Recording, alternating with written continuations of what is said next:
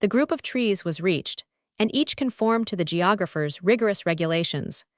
The cold supper was noiselessly eaten, and soon a profound sleep overcame the weary travelers. Chapter 48. Introduction to the Cannibals.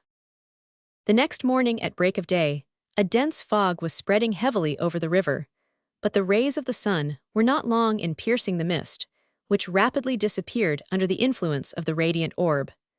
The banks of the stream were released from their shroud, and the course of the Waikato appeared in all its morning beauty. A narrow tongue of land bristling with shrubbery ran out to a point at the junction of the two rivers. The waters of the Waipa, which flowed more swiftly, drove back those of the Waikato for a quarter of a mile before they mingled. But the calm power of the one soon overcame the boisterous impetuosity of the other, and both glided peacefully together to the broad bosom of the Pacific. As the mist rose, a boat might have been seen ascending the Waikato. It was a canoe 70 feet long and 5 broad. The lofty prow resembled that of a Venetian gondola, and the whole had been fashioned out of the trunk of a pine. A bed of dry fern covered the bottom. 8 oars at the bow propelled it up the river, while a man at the stern guided it by means of a movable paddle. This man was a native of tall form, about 45 years old, with broad breast and powerful limbs. His protruding and deeply furrowed brow, his fierce look and his sinister countenance showed him to be a formidable individual. He was a Maori chief of high rank, as could be seen by the delicate and compact tattooing that striped his face and body. 2 black spirals, starting from the nostrils of his aquiline nose, circled his tawny eyes, met on his forehead, and were lost in his abundant hair. His mouth, with its shining teeth, and his chin were hidden beneath a network of varied colors, while graceful lines wound down to his sinewy breast. There was no doubt as to his rank. The sharp albatross bone, used by Maori tattooers, had furrowed his face 5 times, in close and deep lines. That he had reached his 5th promotion was evident from his haughty bearing. A large flaxen mat, ornamented with dogskins, enveloped his person, while a girdle, bloody with his recent conflicts, encircled his waist. From his ears dangled earrings of green jade, and around his neck hung necklaces of pounamus, sacred stones to which the New Zealanders attribute miraculous properties. At his side lay a gun of English manufacture and a padu, a kind of double-edged hatchet. Near him 9 warriors, of lower rank, armed and of ferocious aspect, some still suffering from recent wounds, stood in perfect immobility, enveloped in their flaxen mantles. 3 dogs of wild appearance were stretched at their feet. The 8 rowers seemed to be servants or slaves of the chief. They worked vigorously, and the boat ascended the current of the Waikato with remarkable swiftness. In the center of this long canoe, with feet tied but hands free, were 10 European prisoners clinging closely to each other. They were Lord Glenarvan and his companions. Attesting time. The evening before, the little party, led astray by the dense fog, had encamped in the midst of a numerous tribe of natives. About midnight, the travelers, surprised in their sleep, were made prisoners and carried on board the canoe. They had not yet been maltreated, but had tried in vain to resist. Their arms and ammunition were in the hands of the savages, and their own bullets would have quickly stretched them on the earth had they attempted to escape. They were not long in learning, by the aid of a few English words which the natives used, that, being driven back by the British troops, they were returning, vanquished and weakened, to the regions of the upper Waikato. Their chief, after an obstinate resistance, in which he lost his principal warriors, was now on his way to rouse again the river tribes. He was called Kaikumu, a terrible name, which signified in the native language, he who eats the limbs of his enemy. He was brave and bold, but his cruelty equaled his bravery. No pity could be expected from him. His name was well known to the English soldiers, and a price had been set upon his head by the governor of New Zealand.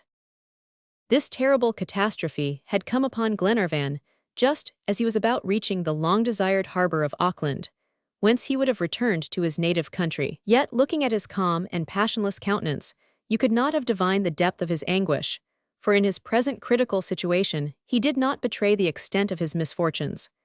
He felt that he ought to set an example of fortitude to his wife and his companions, as being the husband and chief. Moreover, he was ready to die first for the common safety, if circumstances should require it.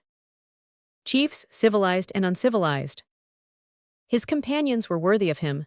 They shared his noble thoughts, and their calm and haughty appearance would scarcely have intimated that they were being carried away to captivity and suffering. By common consent, at Glenarvan's suggestion, they had resolved to feign a proud indifference in the presence of the savages. It was the only way of influencing those fierce natures. A boat might have been seen ascending the Waikato. It was a canoe 70 feet long and 5 broad. Since leaving the encampment, the natives, taciturn like all savages, had scarcely spoken to each other. However, from a few words exchanged, Glenarvan perceived that they were acquainted with the English language.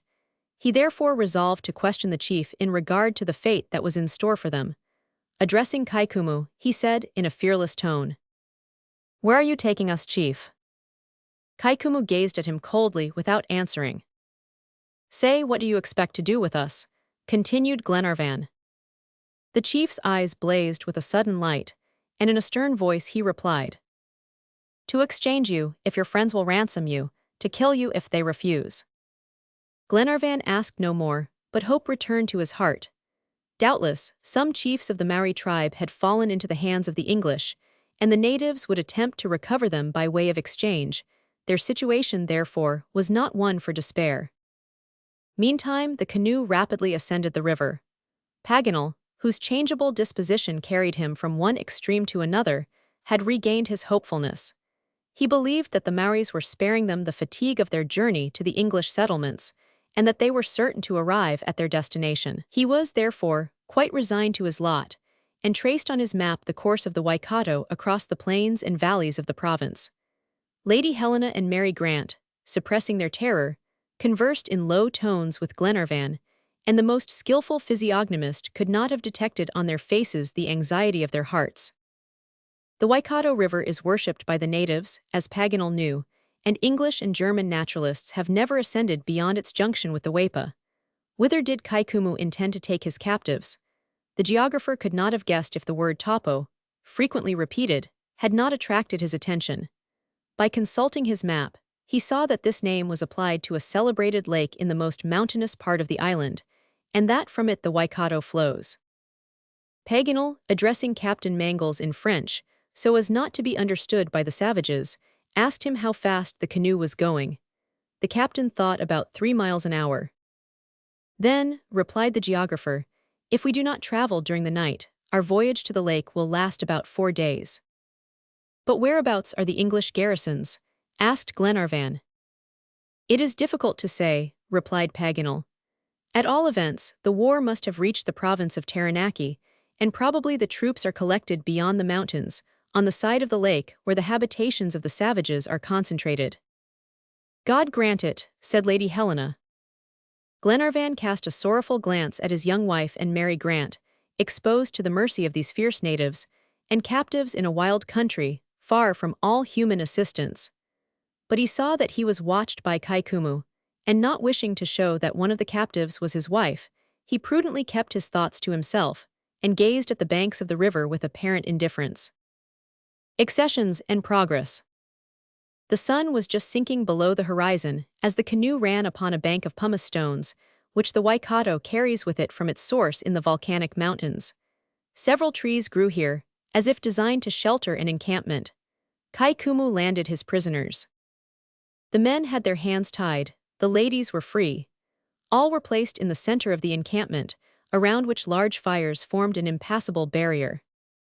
Before Kaikumu had informed his captives of his intention to exchange them, Glenarvan and Captain Mangles had discussed various methods of recovering their liberty.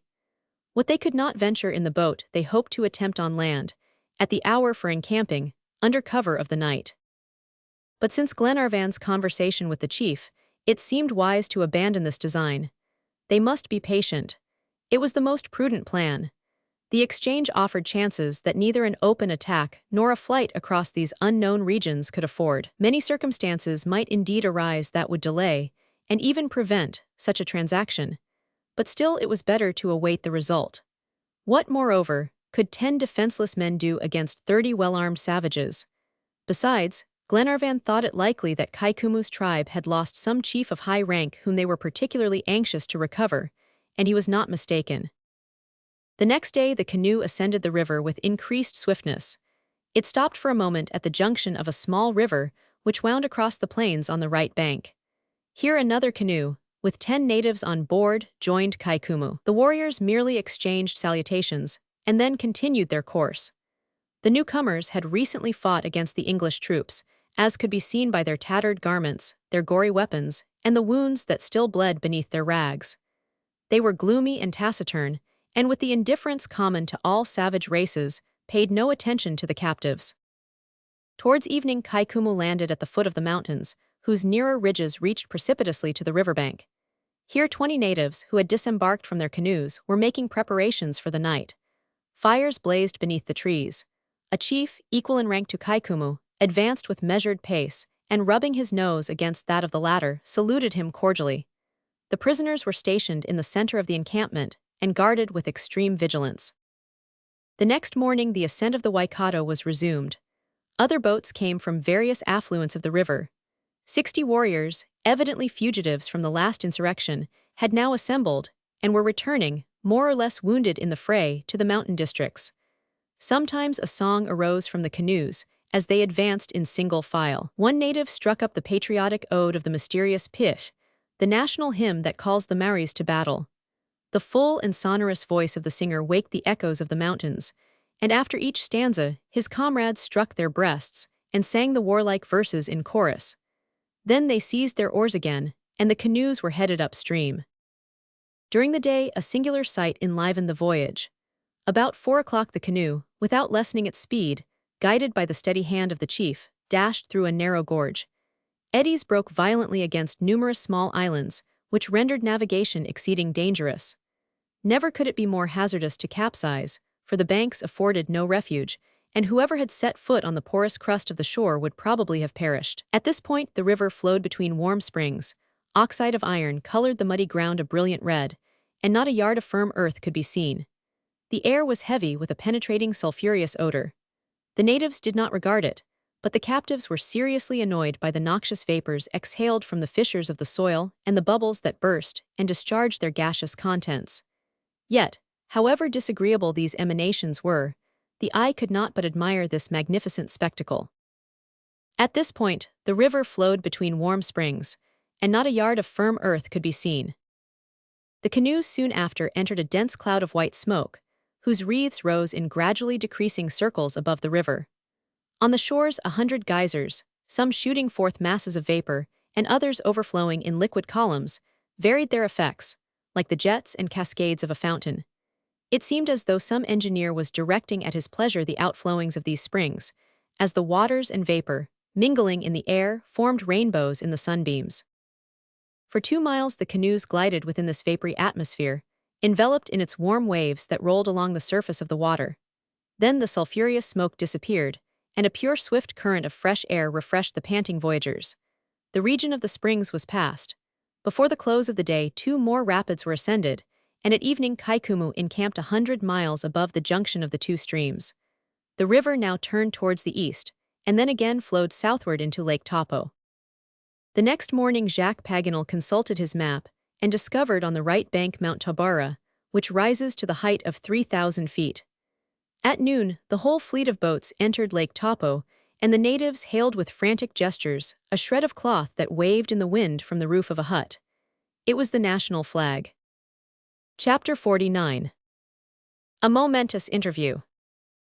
New Zealand topography. Long before historic times, an abyss, 25 miles long and 20 wide, must at some period have been formed by a subsidence of subterranean caverns in the volcanic district forming the center of the island. The waters of the surrounding country have rushed down and filled this enormous cavity, and the abyss has become a lake, whose depth no one has yet been able to measure. Such is this strange Lake Taupo, elevated 1,150 feet above the level of the sea, and surrounded by lofty mountains. On the west of the prisoners towered precipitous rocks of imposing form. On the north rose several distant ridges, crowned with small forests. On the east spread a broad plain furrowed by a trail and covered with pumice stones that glittered beneath a network of bushes. And on the north, behind a stretch of woodland, volcanic peaks majestically encircled this vast extent of water, the fury of whose tempests equaled that of the ocean cyclones. But Paganel was scarcely disposed to enlarge his account of these wonders, nor were his friends in a mood to listen. They gazed in silence towards the northeast shore of the lake, whither the canoe was bringing them. The mission established at Pukawa, on the western shores, no longer existed. The missionary had been driven by the war far from the principal dwellings of the insurrectionists. The prisoners were helpless, abandoned to the mercy of the vengeful Maoris, and in that wild part of the island to which Christianity has never penetrated. Kai Kumu, leaving the waters of the Waikato, passed through the little creek which served as an outlet to the river, doubled a sharp promontory, and landed on the eastern border of the lake, at the base of the first slopes of Mount Manga. A quarter of a mile distant, on a buttress of the mountain, appeared a pa, a Maori fortification, situated in an impregnable position. The prisoners were taken ashore, with their hands and feet free, and conducted thither by the warriors. After quite a long detour, Glenarvan and his companions reached the pa. At noon the whole fleet of boats entered Lake Taupo. On their arrival, the captives were terribly impressed at sight of the heads that ornamented the stakes of the second enclosure. This fortress was defended by an outer rampart of strong palisades, 15 feet high. A second line of stakes, and then a fence of osiers, pierced with loopholes, enclosed the inner space, the courtyard of the pa, in which stood several Maori tents, and 40 huts which were symmetrically arranged. On their arrival, the captives were terribly impressed at sight of the heads that ornamented the stakes of the second enclosure. Lady Helena and Mary Grant turned away their eyes with more of disgust than terror. These heads had most of them belonged to hostile chiefs, fallen in battle, whose bodies had served as food for the conquerors. The geographer knew them to be such by their hollow and eyeless sockets. In Kaikumu's pa, only the heads of his enemies formed this frightful museum. And here, doubtless, more than one English skull had served to increase the size of the chief's collection. His hut, among those belonging to warriors of lower rank, stood at the rear of the pa, in front of a large open terrace. This structure was built of stakes, interlaced with branches, and lined inside with flax matting. Only one opening gave access to the dwelling. A thick curtain made of a vegetable tissue served as a door. The roof projected so as to form a watershed. Several faces, carved at the ends of the rafters, adorned the hut, and the curtain was covered with various imitations of foliage, symbolical figures, monsters, and graceful sculpturing, a curious piece of work, fashioned by the scissors of the native decorators. Feminine oratory. Inside of the habitation, the floor was made of hard-trodden earth and raised 6 inches above the ground. Several rush screens and some mattresses, covered with woven matting of long leaves and twigs, served as beds. In the middle of the room, a hole in a stone formed the fireplace, and another in the roof answered for a chimney. The smoke, when it became sufficiently thick, perforce escaped at this outlet, but it of course blackened the walls of the house. On one side of the hut were storehouses, containing the chief's provisions, his harvest of flax, potatoes, and edible ferns, and the ovens where the various articles of food were cooked by contact with heated stones. Farther off, in small pens, pigs and goats were confined, and dogs ran about seeking their scanty sustenance. They were rather poorly kept, for animals that formed the Maori daily food. Glenarvan and his companions had taken in the whole at a glance. They awaited beside an empty hut the good pleasure of the chief, exposed to the insults of a crowd of old women, who surrounded them like harpies, and threatened them with their fists, crying and howling. Several English words that passed their lips clearly indicated that they were demanding immediate vengeance. In the midst of these cries and threats, Lady Helena affected a calmness that she could not feel in her heart. This courageous woman, in order that her husband's coolness might not forsake him, heroically controlled her emotions. Poor Mary Grant felt herself growing weak, and Captain Mangles supported her, ready to die in her defense. The others endured this torrent of invectives in various ways, either indifferent like the Major, or increasingly annoyed like Paganel. Glenarvan, wishing to relieve Lady Helena from the assaults of these shrews, boldly approached Kaikumu, and pointing to the hideous throng said, "Drive them away." The Maori chief gazed steadily at his prisoner without replying. Then with a gesture he silenced the noisy horde. Glenarvan bowed in token of thanks, and slowly resumed his place among his friends. Kaikumu, fearing an insurrection of the fanatics of his tribe, now led his captives to a sacred place, situated at the other end of the pa, on the edge of a precipice. This hut rested against a rock that rose 100 feet above it and was a steep boundary to this side of the fortification. In this consecrated temple the priests, or Arakis, instruct the New Zealanders. The building was spacious and tightly closed, and contained the holy and chosen food of the god. Here the prisoners, temporarily sheltered from the fury of the natives, stretched themselves on the flax mats. Lady Helena, her strength exhausted and her energy overcome, sank into her husband's arms. Glenarvan pressed her to his breast and said, "Courage, my dear Helena, heaven will not forsake us." Robert was scarcely within the hut before he climbed on Wilson's shoulders, and succeeded in thrusting his head through an opening between the roof and the wall, where strings of pipes were hanging. From this point, his view commanded the whole extent of the pa, as far as Kaikumu's hut. "They have gathered around the chief," said he in a low voice. "They are waving their arms and howling. Kaikumu is going to speak." The boy was silent for a few moments, then continued. "Kaikumu is speaking. The savages grow calm, they listen." "This chief," said the major, "has evidently a personal interest in protecting us. He wishes to exchange his prisoners for some chiefs of his tribe, but will his warriors consent?" "Yes, they are listening to him," continued Robert. "They are dispersing, some return to their huts, others leave the fortification." "Is it really so?" cried the major. "Yes, Mr. MacNab," replied Robert. "Kaikumu remains alone with the warriors that were in the canoe. Ha, one of them is coming towards us." Robert was scarcely within the hut before he climbed on Wilson's shoulders, and succeeded in thrusting his head through an opening. "Get down, Robert," said Glenarvan. At this moment Lady Helena, who had risen, seized her husband's arm. "Edward," said she, in a firm voice, "neither Mary Grant nor I shall fall alive into the hands of those savages." And so saying, she presented to her husband a loaded revolver. "A weapon!" exclaimed Glenarvan, whose eyes suddenly brightened. "Yes, the Maoris do not search their female prisoners, but this weapon is for us, Edward, not for them." "Glenarvan," said MacNab quickly, "hide the revolver, it is not time yet." The weapon was immediately concealed in his clothes. The mat that closed the entrance of the hut was raised. A native appeared. He made a sign to the captives to follow him. Glenarvan and his companions passed through the pa and stopped before Kaikumu. Around him were assembled the principal warriors of his tribe, among whom was seen the chief whose canoe had first joined Kaikumu on the river. He was a man of about 40, robust, and of fierce and cruel aspect. His name was Karatit, which means in the native language, the irascible. Kaikumu treated him with some respect, and from the delicacy of his tattooing it was evident that he occupied a high rank in his tribe.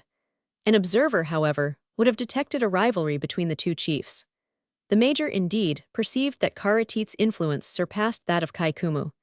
They both ruled the powerful tribes of the Waikato with equal rank, and during this interview, although Kaikumu smiled, his eyes betrayed a deep hostility.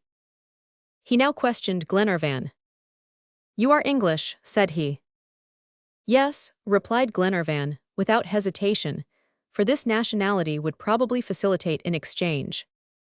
"The rate of barter." "And your companions?" asked Kaikumu. "My companions are also English. We are shipwrecked travelers, and if you care to know, we have taken no part in the war." "No matter," replied Karatit brutally. "Every Englishman is our enemy. Your people have invaded our island. They have stolen away our fields, they have burned our villages." "They have done wrong," said Glenarvan in a grave tone. "I say so because I think so, and not because I am in your power." "Listen," continued Kaikumu. "Tohunga, the high priest of Nuyatwa, has fallen into the hands of your brothers. He is prisoner of the Paitkas, Europeans. Our God commands us to ransom his life. I would have torn out your heart. I would have hung your companions' heads and yours forever to the stakes of this palisade. But Nuyatwa has spoken." So saying, Kaikumu, who had hitherto controlled himself, trembled with rage, and his countenance was flushed with a fierce exultation. Then, after a few moments, he resumed, more coolly. "Do you think the English will give us our Tohunga in exchange for you?" Glenarvan hesitated, and watched the Maori chief very attentively. "I do not know," said he after a moment's silence. "Speak," continued Kaikumu. "Is your life worth that of our Tohunga?" "No," answered Glenarvan. I am neither a chief nor a priest among my people." Paganel was astounded at this reply, and gazed at Glenarvan in profound wonder. Kai-Koumou seemed equally surprised. "Then you doubt it," said he. "I do not know," repeated Glenarvan. "Will not your people accept you in exchange for our tohunga?" "Not me alone," replied Glenarvan, "but perhaps all of us." "Among the Maoris," said Kai-Koumou, "it is 1 for 1.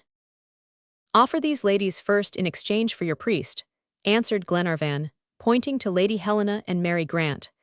Lady Helena would have rushed towards her husband, but the Major restrained her. "These 2 ladies," continued Glenarvan, turning respectfully towards them, "hold a high rank in their country." The warrior glanced coldly at his prisoner. A malicious smile passed over his face, but he almost instantly repressed it, and replied, in a voice which he could scarcely control. "Do you hope, then, to deceive Kai-Koumou by false words, cursed European? Do you think that Kai-Koumou's eyes cannot read your heart?" Then, pointing to Lady Helena, he said, "That is your wife." "No, mine," cried Karateet. Then, pushing back the prisoners, the chief laid his hand on Lady Helena's shoulder, who grew pale at the touch. "Edward," cried the unfortunate woman in terror. Glenarvan, without uttering a word, raised his arm. A report resounded. Karateet fell dead. At this sound a crowd of natives issued from the huts. The paw was filled in an instant. 100 arms were raised against the captives. Glenarvan's revolver was snatched from his hand.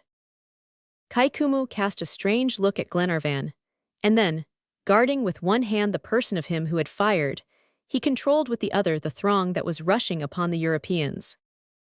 At last his voice rose above the tumult. "Taboo, taboo," cried he.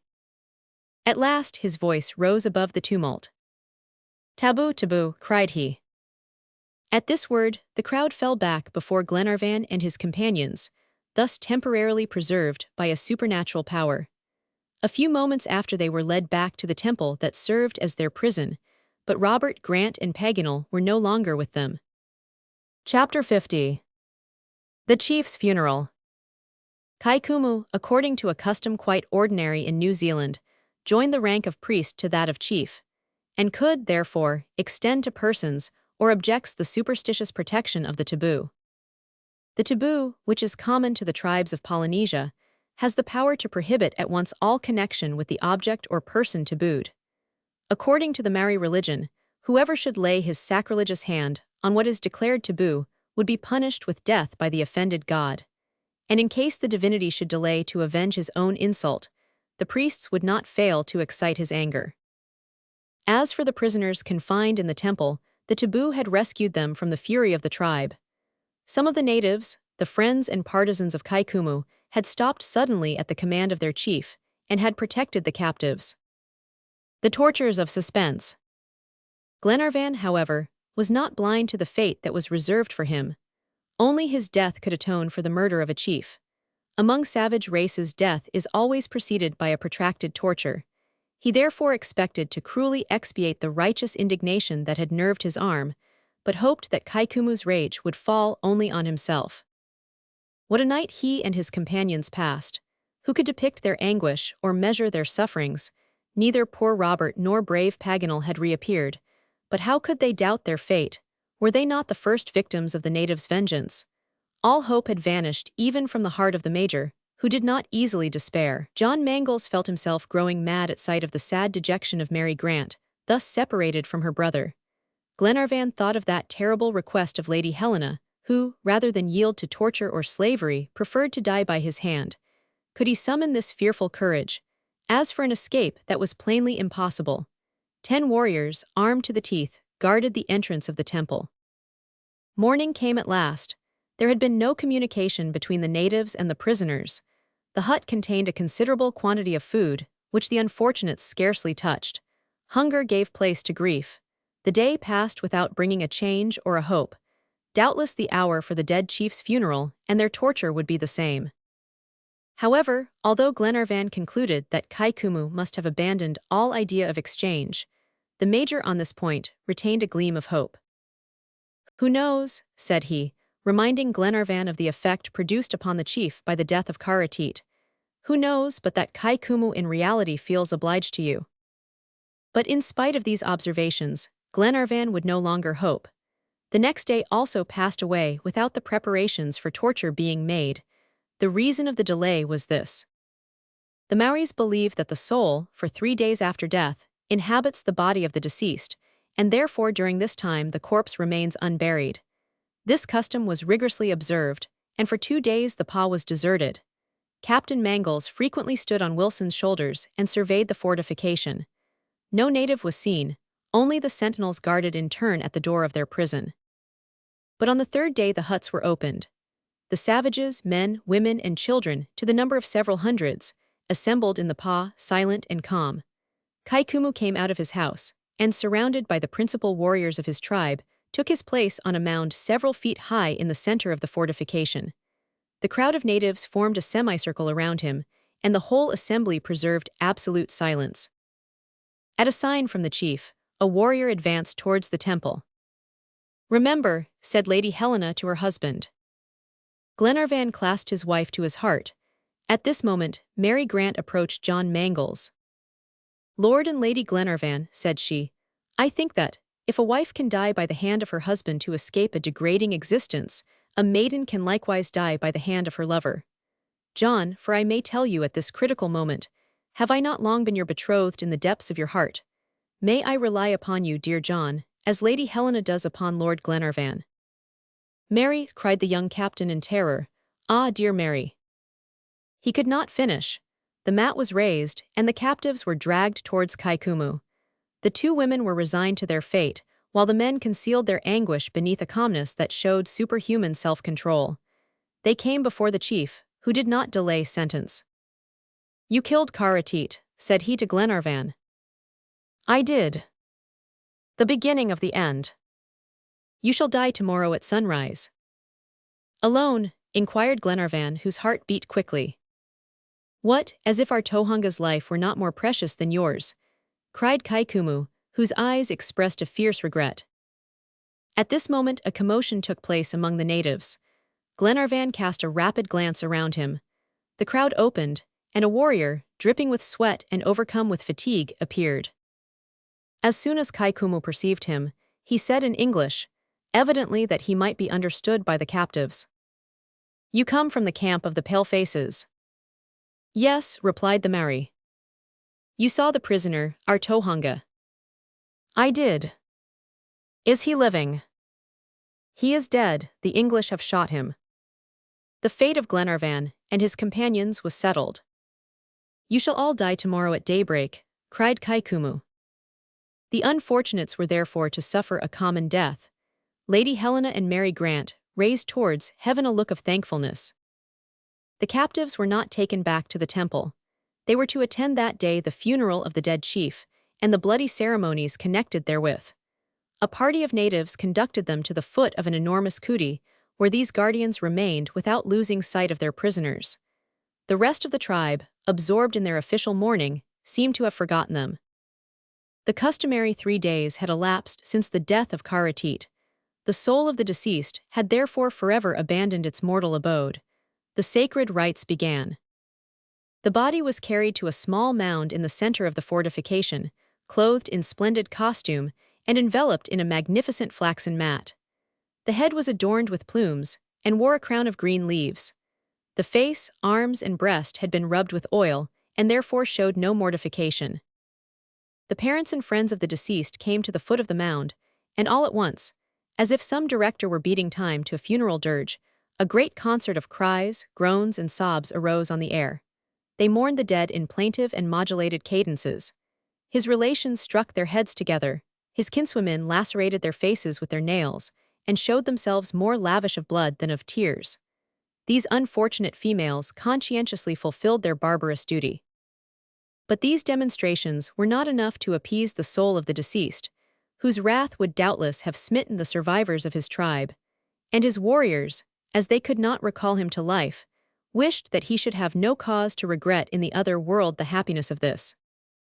Karateet's wife was not to forsake her husband in the tomb. Moreover, the unfortunate woman would not have been allowed to survive him. It was the custom, in accordance with duty, and examples of such sacrifices are not wanting in New Zealand history. The woman appeared. She was still young. Her hair floated in disorder over her shoulders. Vague words, lamentations, and broken phrases, in which she celebrated the virtues of the dead, interrupted her groans, and in a final paroxysm of grief, she stretched herself at the foot of the mound, beating the ground with her head. At this moment Kaikumu approached her. Suddenly the unfortunate victim rose, but a violent blow with the mere, a formidable club, wielded by the hand of the chief, struck her lifeless to the earth. Poor humanity! Frightful cries at once broke forth. 100 arms threatened the captives, who trembled at the horrible sight, but no one stirred, for the funeral ceremonies were not ended. Karatit's wife had joined her husband in the other world. Both bodies lay side by side, but for the eternal life his faithful spouse could not alone suffice the deceased. Who would serve them in presence of Nuyatwa, if their slaves did not follow them? 6 unfortunates were brought before the corpse of their master and mistress. They were servants, whom the pitiless laws of war had reduced to slavery. During the life of the chief they had undergone the severest privations, suffered 1,000 abuses, had been scantily fed, and compelled constantly to labor like beasts. And now, according to the Maori belief, they were to continue their existence of servitude for eternity. They appeared to be resigned to their fate, and were not astonished at a sacrifice they had long anticipated. Their freedom from all bonds showed that they would meet death unresistingly. Moreover, this death was rapid. Protracted sufferings were spared them. These were reserved for the captives who stood trembling not 20 paces distant. 6 blows of the mere, given by 6 stalwart warriors, stretched the victims on the ground in a pool of blood. It was the signal for a terrible scene of cannibalism, which followed in all its horrible details. Glenarvan and his companions, breathless with fright, strove to hide this awful scene from the eyes of the 2 unhappy ladies. They now understood what awaited them at sunrise the next day, and what cruel tortures would doubtless precede such a death. They were dumb with horror. The funeral dance now began. Strong spirits, extracted from an indigenous plant, maddened the savages till they seemed no longer human. Would they not forget the taboo of the chief, and throw themselves in their final outbreaks upon the prisoners who trembled at their frenzy? A terrible scene of cannibalism, which followed in all its horrible details. The corpses, folded together, in a sitting posture, and tied in their clothes by a girdle of withes, were placed on this primitive bier. But Kaikumu had preserved his reason in the midst of the general intoxication. He allowed this bloody orgy an hour to reach its utmost intensity. The last act of the funeral was played with the usual rites. The bodies of Karatit and his wife were taken up, and their limbs bent and gathered against the stomach, according to the New Zealand custom. The place for the tomb had been chosen outside of the fortification, about 2 miles distant, on the summit of a small mountain called Maunganamu, situated on the right shore of the lake. Thither the bodies were to be carried. 2 very rude palanquins, or rather litters, were brought to the foot of the mound. The corpses, folded together in a sitting posture and tied in their clothes by a girdle of withes, were placed on this primitive bier. 4 warriors bore it between them, and the entire tribe, chanting the funeral hymn, followed them in procession to the place of burial. The captives, who were always watched, saw them leave the inner enclosure of the pa, and then the songs and cries gradually died away.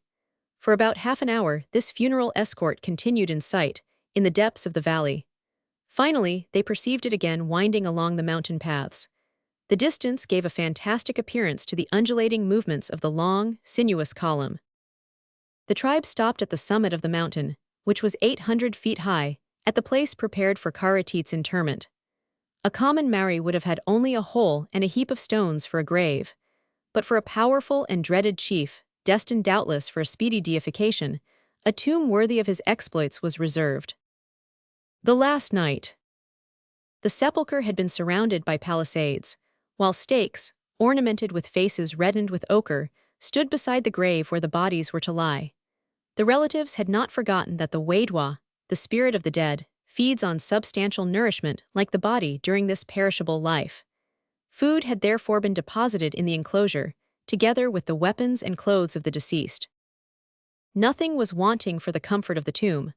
Husband and wife were laid side by side, and then covered with earth and grass after a series of renewed lamentations. Then the procession silently descended the mountain, and now no one could ascend it under penalty of death, for it was tabooed. Chapter 51. Strangely liberated. Just as the sun was disappearing behind Lake Taupo, the captives were led back to their prison. They were not to leave it again until the summit of the Wahiti Mountains should kindle with the first beams of the day. One night remained to prepare for death. In spite of the faintness, in spite of the horror with which they were seized, they shared their repast in common. "We shall need all the strength possible to face death," said Glenarvan. "We must show these barbarians how Europeans and Christians can die."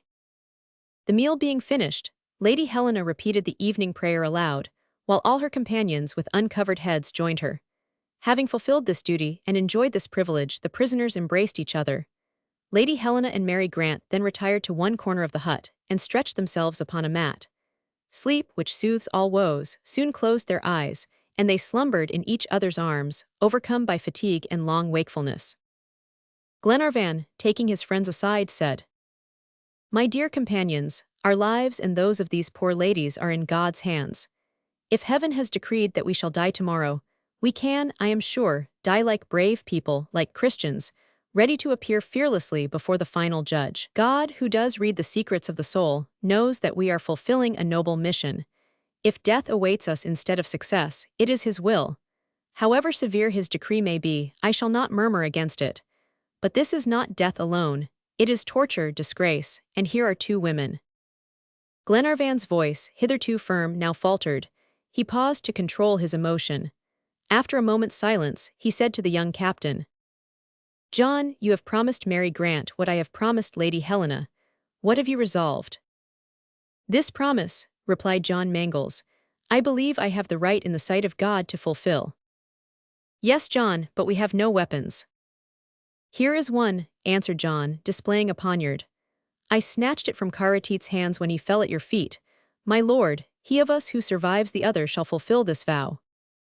At these words, a profound silence reigned in the hut. At last the major interrupted it by saying, "My friends, reserve this extreme measure till the last moment. I am no advocate of what is irremediable." "I do not speak for ourselves," replied Glenarvan. "We can brave death, whatever it may be. Ah, if we were alone, 20 times already would I have urged you to make a sally and attack those wretches. But they—" The approach of day. At this moment Captain Mangles raised the mat and counted 25 natives, who were watching at the door of their prison. A great fire had been kindled, which cast a dismal light over the irregular outlines of the pa. Some of these savages were stretched around the fire, and others, standing and motionless, were darkly defined against the bright curtain of flame. It is said that, between the jailer who watches and the prisoner who wishes to escape, the chances are on the side of the latter. Indeed, the design of one is stronger than that of the other, for the first may forget that he is guarding, but the second cannot forget that he is guarded. The captive thinks oftener of escaping than his guardian thinks of preventing his escape. But here it was hate and vengeance that watched the prisoners, and not an indifferent jailer. They had not been bound, for bonds were useless where 25 men guarded the only outlet of the prison. This hut was built against the rock that terminated the fortification, and was only accessible by a narrow passage that connected it with the front of the pa. The other two sides of the building were flanked by towering precipices, and stood on the verge of an abyss 100 feet deep. A descent this way was therefore impossible. There was no chance of escaping in the rear, which was guarded by the enormous rock. The only exit was the door of the temple, and the Maoris defended the narrow passage that connected it with the pa. All escape was therefore out of the question, and Glenarvan, after examining the walls of his prison, was forced to acknowledge this disheartening fact. Meantime, the hours of this night of anguish were passing away. Dense darkness had covered the mountain. Neither moon nor stars illumined the deep shades. A few gusts of wind swept along the side of the pa. The stakes of the hut groaned, the fire of the natives suddenly revived at this passing draught, and the flames cast rapid flashes into the temple, illumining for a moment the group of prisoners. These poor people were absorbed with their last thoughts. A deathly silence reigned in the hut. It must have been about 4 o'clock in the morning, when the major's attention was attracted by a slight sound that seemed to come from behind the rear stakes, in the back wall that lay towards the rock. At first, he was indifferent to the noise, but finding that it continued, he listened. At last, puzzled by its persistence, he put his ear close to the ground to hear better. It seemed as if someone was scraping and digging outside. When he was certain of this fact, he passed quietly towards Glenarvan and the captain, and led them to the rear of the hut. "Listen," said he, in a low voice, motioning to them to bend down. The scrapings became more and more audible. They could hear the little stones grate under the pressure of a sharp instrument and fall down outside. "Some creature in its burrow," said Captain Mangles. Glenarvan, with bewildered gaze, stood astonished. "Who knows," said he, "but that it is a man." "Man or animal," replied the major, "I will know what is going on." Wilson and Albinett joined their companions, and all began to dig in the wall, the captain with his poniard, the others with stones pulled out of the ground, or with their nails, while Mulrady, stretched on the earth, watched the group of natives through the loophole of the mat. But they were motionless around the fire, and did not suspect what was transpiring 20 paces from them. The soil was loose and crumbling, and lay upon a bed of clay, so that, in spite of the want of tools, the hole rapidly enlarged. It was soon evident that somebody, clinging to the sides of the pah, was making a passage in its outer wall. What could be the object? Did he know of the existence of the prisoners, or could a mere chance attempt at escape explain the work that seemed nearly completed? Heavenly help from an earthly hand.